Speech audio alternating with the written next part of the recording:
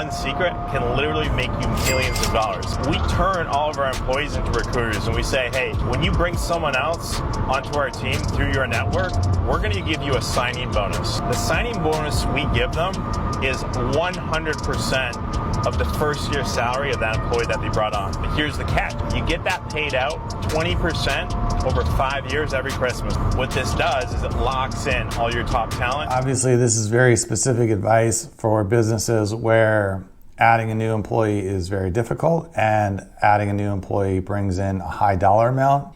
I also wouldn't agree necessarily that it makes people stick around for the 5 years to get their full payout. I also wouldn't say that it necessarily means they're going to bring all the best people, right? If I can find you 5 people, each of whom get $100,000 a year in salary, and I get 20% of that to start, even if they all quit year 2, I've still made $100,000, and I don't care that much that they quit because I've just become a recruiter. I don't really care what my day job is. Now I'm just a recruiter because I make more doing that than I do doing my day job. So I'm not sure that I really agree with this. I think it's for very specific situations, and it's not something that most people could put into play in their own businesses. This is very specific to the kind of business that this guy has and the kind of people he's trying to recruit and the economics that work for him. But I don't think it's something that most people are going to be able to take and run with. DC has finally voted to ban non-compete agreements. I truly believe that non-competes are detrimental to people's career progression, especially as it relates to their salaries. I'm ecstatic, and I want to hear your thoughts on this. I had heard this news too. I don't think it's as exciting as she thinks it is. I'm very surprised to hear that the estimate is 1 in 5 workers has a non-compete. That seems really high to me. I mean, just think of all the jobs that you can, just off the top of your head, nurses and firefighters and policemen and accountants and restaurant workers. And there's not a non-compete for any of that, right? If you're a policeman in one city and you go work in another, there's not a non-compete. You're not going to take your police secrets from one city to another city, or take your criminals from one city to another city. They're not going to go with you. That doesn't make any sense. And certainly a McDonald's worker is not taking the secret sauce recipe over to Burger King. There's no non-competes for that. So I'm really surprised that the estimate, and this maybe is just because it could be true, but maybe it's wildly off or estimated from bad data. Who knows? That 1 in 5 workers is under a non-compete just seems very surprising to me. But even for those that are, I think the reality is they're getting rid of it largely because it's basically unenforceable anyway. It's very hard to tell someone they can't go work somewhere else or take something they learned at one job and apply it at another job. So I don't think this big industry cave-in where they just suddenly decided that they were going to be generous and let people switch jobs. I think they realized it's very difficult to enforce, and there wasn't trying to fight it legally, except in very few cases, didn't make any sense, right? It just wasn't a very practical thing to try and enforce for people. And I don't think a lot of people have been stuck in low-paying, miserable jobs, but because they have a non-compete, they can't go anywhere else. I'm sure there are cases where it's happened, but I don't think it's a widespread phenomenon. I don't think it's something that's holding tons and tons of people back from being able to get a better paying job because they're locked into some non-compete. Maybe there's just a lot of data out there that I'm not aware of, but in my own just general experience in life, it just doesn't seem like, I haven't been at any parties where people have been complaining about not being able to switch jobs because they had a non-compete, or it just doesn't seem like it's a top of mind issue. It hasn't been in the news. I don't know. It just doesn't seem like the big issue. So great, they got rid of it. I think it's probably a net benefit, but I don't think it's nearly as exciting and life-changing as this person seems to think it is. Maybe it was holding her back all these years and she's just extrapolating from her personal experience. So for 2024, quiet quitting is out and quiet managing is in. I'm here for this. So the very long and short of this Forbes article is that when quiet quitting came out as like this big thing, like, oh, heaven forbid our employees do the bare minimum of what is expected of them at their job and then leave work at work and go home for the day, shut off their phone, not check their email on off time, not go above and beyond for $0 extra. Heaven forbid. All these companies and leaders started to panic, and they're like, we need to do regular check-ins. We need to check in with our people. We need to have more meetings. Do we need to have more meetings? Is that what it was? Basically what they did is they created a new monster. They basically started extra micromanaging people and irritating the crap out of their employees, so employees started pulling back even more. So not only were people quiet quitting, but then when they freaked out about them quiet quitting, they over micromanaged them, and now they're like loud quitting. I don't know. So now employees are saying that they want to have more freedom, they want to have more autonomy, more independence, and want to be trusted. Employees are reporting that meetings are the most frustrating interruption in their day. Note to employers, not that any of you are going to listen, but ditch all of the unnecessary meetings.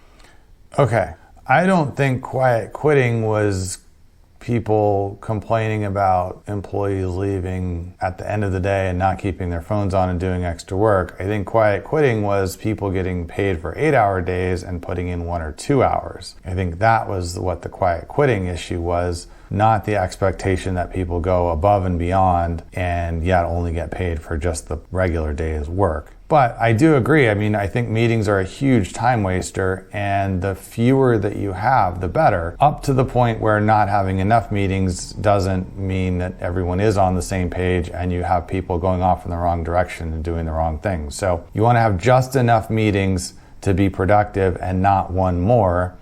And you want to make sure those meetings are productive. They're not longer than they need to be. You don't have people in them that don't need to be there. You don't have people talking about stuff in the meeting that could have just been handled by an email. It really should be a collaborative sharing of information in a way that isn't accomplishable online or by email or with fewer people in the room, that has an objective. Like, we don't just meet because it's Monday. We meet because during this meeting, this is the goal that we want to get to, or this is the information we want to convey, or these are the questions we want to ask and get answers to. So make sure your meetings are productive, they're required, they're not longer than they need to be, that they don't just have somebody, up talking because they want to talk and they want people to listen and they like to hear their own voice. Make sure your meetings have a purpose and accomplish something. And if they don't, then cancel them or reschedule them, or, cancel them for that week. And then next week, we'll see if we need next week's. But, some companies have a regular morning meeting or an every Monday, every Thursday meeting or whatever that doesn't need to happen, except it's on the calendar so everyone goes, and it kills a lot of time. So I agree that meetings are a time suck. I don't agree that quiet quitting was just asking for people to do even more than they would have normally done, but that was sort of two separate topics in one rant that she had. So hopefully now they're both answered. Doing the work yourself. That is the best piece of advice that I was ever given in business. The way people own businesses today is, if they have a construction business, they're the one hammering the nail. If they have a taxi business, they're the ones that are driving the taxi. It is a big mistake. That's the way to stay an employee. What you should be doing is hiring people to nail in the nails, hiring people to drive your taxis for you so that you could go out and build your business and bring in new contracts and find new talent. That's the way to build a true business that will work for you even when you're sleeping. Okay, so yes, sort of. If you want to run a business that is just you, depending on what kind of business it is, you can do very well. And you may not be someone who wants to bring in help and manage employees and grow the business that way. I run into lots of people who have that mindset. And if that's where you're at and you've got a high margin business or a valuable service that you're selling that you can do on your own without needing help, that is certainly a way to go. On the other hand, if you do want to grow your business, then yes, you're going to have to scale beyond the size of what you can personally do and bring people in to help you. And that is generally how a bigger business gets made, by having help, because a one-person business is always going to be limited by whatever that owner can actually deliver themselves. But I think a quick way to not have a business work out is to go immediately into business hiring people to do things for you that you don't necessarily know how to do yourself. If you want to have a videography business, if you don't know how to shoot video, you're going to have a hard time hiring someone to shoot video just because you won't know if they're any good or not. Or if they tell you it takes 10 hours to edit something, and really it could be edited in an hour, and you would know that if you knew how to edit, but you were just relying on them to tell you how long stuff should take and how hard it is and how much it should cost, then you're really at the mercy of the people you bring on to be the ones that are telling you how things should work in your business. So yes, if you want to grow your business, the best way to do that is not to be the on-the-ground person, but to build your team to support whatever the business is. But I think the best way to do that is to know how to do each of the roles that you're hiring. You don't have to be the best at it or an expert. But you have to know enough to be able to hire effectively and be able to grow your business by bringing on people who can do what you don't any longer have time to do, but you still know how to do, and you know how to manage, and you know how to be effective at leading that team. So generally the advice is good, but the caveat to me is you don't want to start just by hiring people to do something you don't know how to do. You want to start by learning the business and then build a team around you to help you do more and more of it. There's very few entrepreneurs that can take a small business to a large business because they can't adjust to that transition of, I need to hire more people, I can't do everything myself. It's really important to understand that the business goes through different cycles. And the later cycle is you need to hire people smarter than you. It's people that feel like they have to control and they have this massive skills gap in their business because they want to do everything. They don't succeed because the business can't cope with it. Yes, I would definitely agree. I think almost anybody with the skill and ambition and grit and hustle can grow a business to $1 million a year in revenue, right? Whether it's a plumbing business or a professional service business or a product selling e-commerce business, you can get to $1 million on your own efforts, just on working hard, on putting in the hours, on getting a few people to help you. But you can get there. But going from $1 million to 10 million, there's just no way you can do it with just working hard and putting in the time. There's just too many things to do, and you can't control it all, you can't do it all, you can't manage it all on your own efforts. So going from 0 to 1 million, you can wing it and you can figure it out. But going from 1 million to 10 million and beyond, you have to put systems in place. You have to put people in place. You have to be able to delegate and manage the people doing the work, not do all the work yourself. If you can do that, then you can absolutely grow well beyond, even 10 million, 100 million, whatever. If you're not able to do that, and it's not something you learn anywhere, it's not something you learn in school or even in other jobs you've had or anything else, it's really something that is unique to that situation. If you can figure it out, you can do very well. If you can't, you're always going to be kind of stuck, and not only stuck, but always sort of forced to put in long hours, long days, work weekends, work evenings, always feel like everything's on your shoulders, because it will be, because you haven't built out the team and the system to be able to grow the business past the point of what you can personally handle. And that's where a lot of people get stuck.